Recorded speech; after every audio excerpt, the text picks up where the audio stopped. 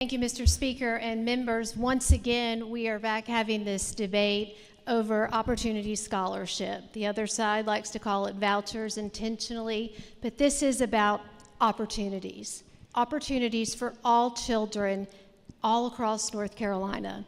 You have all been on record voting for this legislation. It has gone through this chamber, the other chamber, through the budget, and back and back and back again. It is extremely unfortunate and disingenuous that we keep hearing the same political rhetoric over and over and over about the Opportunity Scholarship Program. This program is about children. It's about families being able to pick what is best for their child.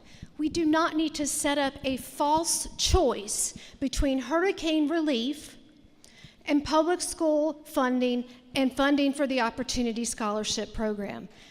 The other side seems to want to present an argument that everyone now is going to be forced to go to private school, and that is absolutely false. It is extremely unfortunate that in education it must become such a partisan issue when it should not be. This is an issue about children. If you love your public school, go there. Stay there. If your child is thriving, that is outstanding. But what about your middle child who's not? What about him?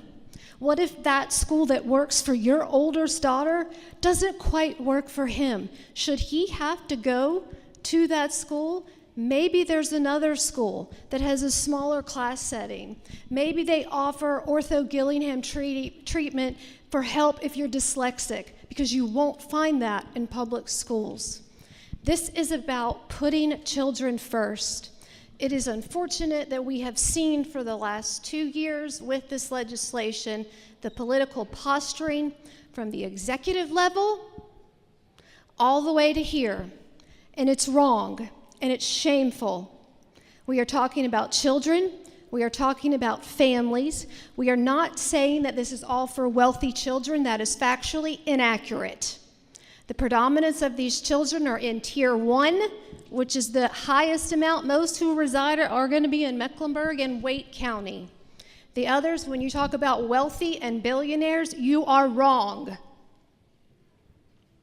And we need to stop the political posturing, stop trying to manipulate the constituents, giving false information repeatedly. We should not try to set up a war on public schools, school choice, and charter schools. They can all work together. It's not an either-or situation. I don't want to hear about the accountability piece. The accountability piece is the parents. They are taxpayers as well.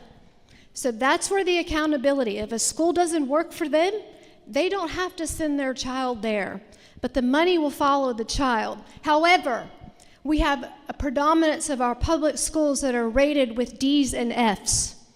So if the accountability measure that you want to use is just a simple test score and teaching to a test, I would argue that is a fundamental difference in education, and a fundamental difference between what is good for a child and what is not good, especially if you are a mother of a child who has special needs. It is shameful that this rhetoric, it is shameful for our governor to try and set up a fight between hurricane victim reliefs and children. They are not the same. This is a great day for North Carolina. It's going to be a great day for families and for children. If you love your public school, that's awesome. I went to public school. I taught at public school. I went to private school. My kids go to private school, 2 different ones, because I know what's best for them. Every parent should have that opportunity. We do not need to set up these false choices and try to confuse North Carolina. It is wrong. It is disingenuous. It is harmful. If you want to make education solutions, then why don't we actually work together? Why don't you join? Why don't you share some of your ideas? Because this should not be a straight partisan issue. And unfortunately, the rhetoric, the posturing, the political theater, that's all it's made this bill to be. This bill is about kids and their families and their future and what is right for North Carolina. Do not fall for the different pots of money and saying that it's taking from the hurricane. Stop. We know what this bill is. We have been over this bill over and over. I ask you today to support all children, your grandchildren, my children, your future children, your constituents. Again, if you love your private school, if you love your public school, if you love your charter school, you are lucky. But there are many children who are trapped in public schools that are failing them, and they have been for generations and generations and generations. They deserve an opportunity of something else. They deserve that.